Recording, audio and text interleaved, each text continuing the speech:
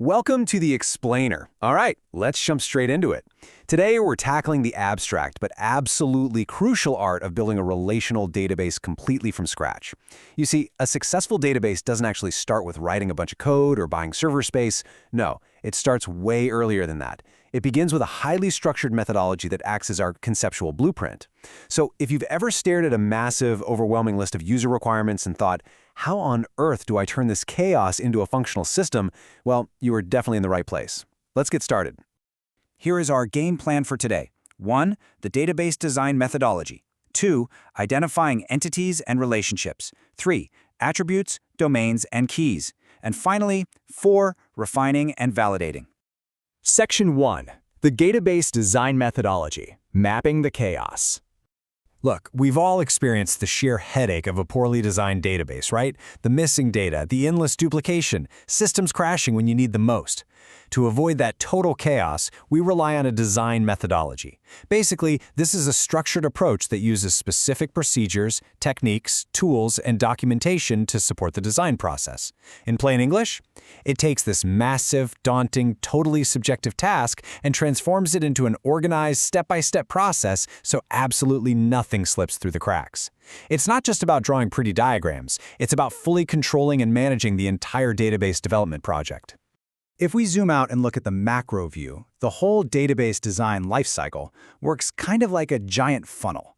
We've got 3 main phases: conceptual, logical, and physical design. Now, the conceptual phase is completely independent of implementation details. We are not worrying about what software or hardware we're going to use. We don't care about that yet. The logical phase is where we start mapping things to a specific model, like a relational model. And then finally, the physical phase deals with the nitty-gritty of actual storage and performance. But for today's explainer, we are focusing exclusively on that critical first step, the conceptual phase. Section 2.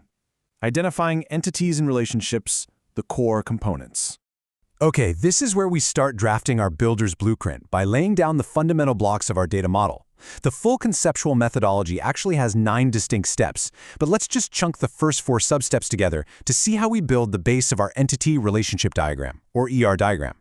Step 1.1 is identifying entity types. These are your major objects of interest. Step 1.2 is finding the relationship types between those objects. Step 1.3 attaches attributes, the specific facts, to those entities.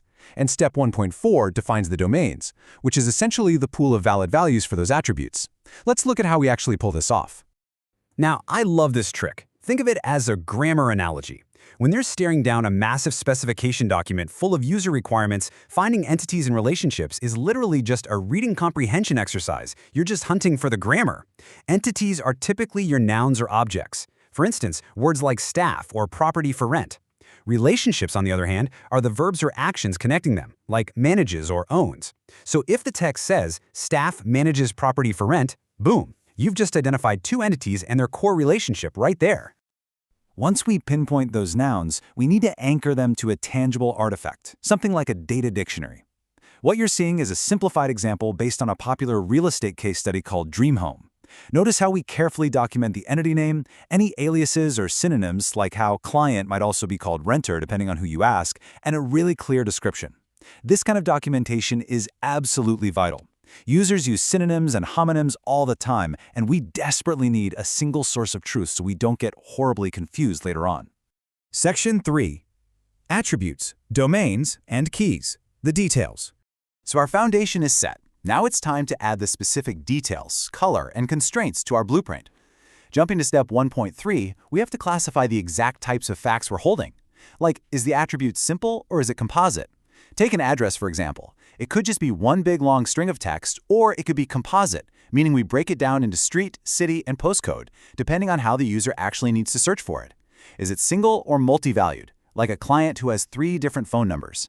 And this is a big one. Is it derived? A rental deposit calculated as twice the monthly rent is a derived attribute. You have to give these special attention in your model. Otherwise, you risk losing crucial information if that base rental value ever changes. Which naturally brings us to a really critical question, and it's the entire focus of step 1.5. How do we uniquely identify data? We're shifting gears here from just hoarding data to accurately pinpointing very specific records. Imagine your company has 2 staff members named John Smith. How on earth does the database know which John Smith manages which property? We need a foolproof identifier. So the goal here is choosing a primary key from our list of candidate keys, and we use really strict guidelines to make this selection to ensure the structural integrity of our whole model. We want the minimal set of attributes that guarantees uniqueness. It needs to be a value that's the least likely to change over time. It should have the fewest characters possible, the smallest maximum value, and above all, it has to be easy for the end user to actually use. This, by the way, is exactly why using a person's name is a terrible primary key and why we just assign a unique staff number and call it a day. Section 4. Refining and validating, the polish. All right, we've built a structure, but before this thing becomes a logical reality, we have to stress test it. Here's the final chunk of our 9-step conceptual design phase. We discovered determining keys in step 1.5. Step 1.6 is all about optional, more advanced modeling concepts. But I really want to draw your attention to these last 3 steps. Checking for redundancy, validating against user transactions, and reviewing with the user. These steps are all about the polish. Let's dig into step 1.7, checking for redundancy. We want our model to be lean and minimal. That means re-examining one-to-one relationships to see if we accidentally created 2 separate entities for the exact same thing, like client and renter, and we merge them. We also strip out redundant relationships. Think about it. If a client holds a lease, and that lease is tied to a property, we really don't need a direct rents relationship between the client and the property. The pathway is already built. But hey, a quick word of warning here, you have to consider the time dimension. Let's say you see 2 paths between a man and a child. One is a direct relationship as a father, and the other is indirect through a mother he's currently married to. You might look at that and think, oh, I'll just delete the direct father link to save space. But wait, what if it's a child from a previous marriage? Context matters, right? Careful checking prevents catastrophic logic failures down the line. Once we've cleared out the redundancy, we aggressively stress test our design in step 1.8. We take a real-world transaction that the database simply has to support. Take this specific query from the Dream Home case study. List the details of properties managed by a named member of staff at the branch. We take that exact query and we hold it right up against our conceptual model to see if it holds water. We generally have 2 approaches to validate this. We can write out the required transactions in text, double-checking that every single entity and attribute we need is present. Or, and this is honestly way better, we use transaction pathways. We literally take a marker and draw the pathway of the query directly onto our ER diagram. It visually proves whether our design can actually answer the critical questions the end users are going to ask on day 1. If we can't trace a clear path to answer that query, well, we've missed a vital relationship and it's back to the drawing board. And that brings us to step 1.9. This is the final, and I'd argue absolutely the most crucial step of the entire conceptual phase, reviewing the model with the user. We have to get the end user to actually sign off on this data model. Listen, it doesn't matter how beautiful your ER diagrams are or how flawlessly organized your entities appear. If the users look at the model and it doesn't accurately reflect their actual daily operations, it is completely useless. Our highly structured methodology is only a success if it solves their real-world problems.